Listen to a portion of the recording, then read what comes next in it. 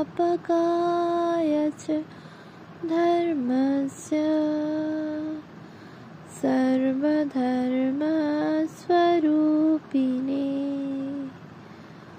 अवतार वरिष्ठाय रामकृष्णाय ते नमः। শ্রী শ্রী রামকৃষ্ণ কথামৃত দ্বিতীয় খণ্ড। তব কথামৃতং তপ্ত জীবনং কবিভিড়িতং কলমশাপহম শ্রবণমঙ্গলং শ্রীমদাততং ভুবি গৃণন্তি ये ভুরিদা জনা। শ্রীমদ্ভাগবত গোপী গীতা, পৃষ্ঠা সংখ্যা 904, 1885, 31 অগস্ট। নবম পরিচ্ছেদ। দক্ষিণেশ্বর মন্দিরে জন্মাষ্টমী দিবসে ভক্ত সঙ্গে সুবোধের আগমন। পূর্ণ, মাস্টার, গঙ্গাধর, ক্ষীরোদ, নিতাই। শ্রী রামকৃষ্ণ সেই পূর্ব পরিচিত ঘরে বিশ্রাম করিতেছেন। রাত 8টা। সোমবার, 16 ভাদ্র, শ্রাবণ কৃষ্ণা ষষ্ঠী, 31 অগস্ট 1885। ঠাকুর অসুস্থ, গলায় অসুখের সূত্রপাত হইয়াছে। কিন্তু নিশিদিন এক চিন্তা, কিসে ভক্তদের মঙ্গল হয়।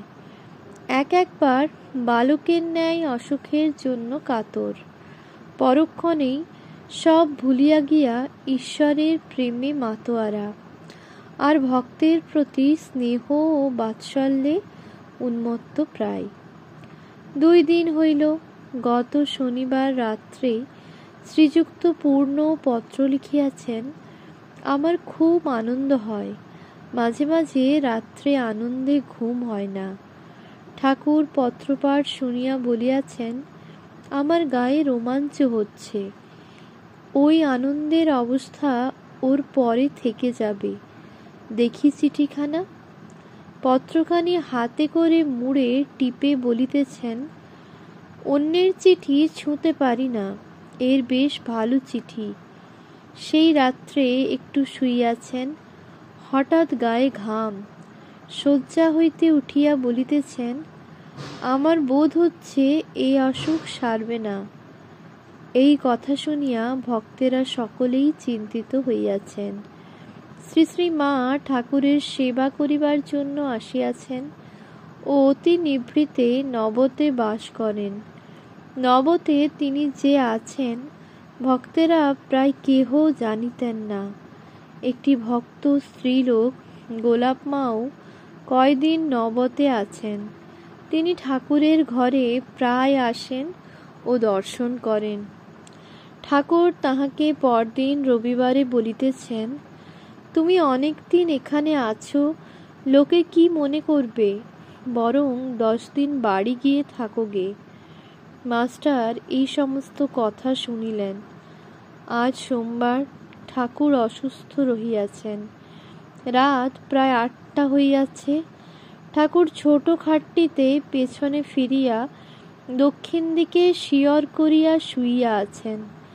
গঙ্গাধর সন্ধ্যার পর কলিকাতা হইতে মাস্টারের সহিত আসিয়াছেন। তিনি তাহার চরণপ্রান্তে বসিয়া আছেন। ঠাকুর মাস্টারের সহিত কথা কহিতেছেন। শ্রী রামকৃষ্ণ। 2টি ছেলে এসেছিল, শঙ্কর ঘোষের নাতির ছেলে সুবোধ, আর একটি তাদের পাড়ার ছেলে ক্ষীরোদ। বেশ ছেলে দুটি। তাদের বললাম, আমার এখন অসুখ, তোমার কাছে গিয়ে উপদেশ নিতে, তুমি একটু যত্ন করো। মাস্টার, আজ্ঞা হাঁ, আমাদের পাড়ায় তাদের বাড়ি। অসুখের সূত্রপাত। ভগবান ডাক্তার, নিতাই ডাক্তার। শ্রী রামকৃষ্ণ। সেদিন আবার গায়ে ঘাম দিয়ে ঘুম ভেঙে গেছিল। এই অসুখটা কি হলো?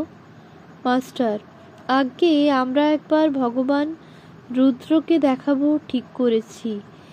MD পাশ করা, খুব ভালো ডাক্তার। শ্রী রামকৃষ্ণ। কত নেবে? মাস্টার, অন্য জায়গা হলে 20-25 টাকা নিত। শ্রী রামকৃষ্ণ, তবে থাক। মাস্টার, আজ্ঞা, আমরা হয়ত 4-5 টাকা দেব।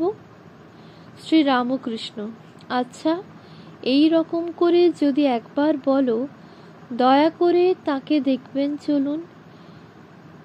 এখানকার কথা কিছু শুনে নাই? মাস্টার, বোধ হয় শুনেছে।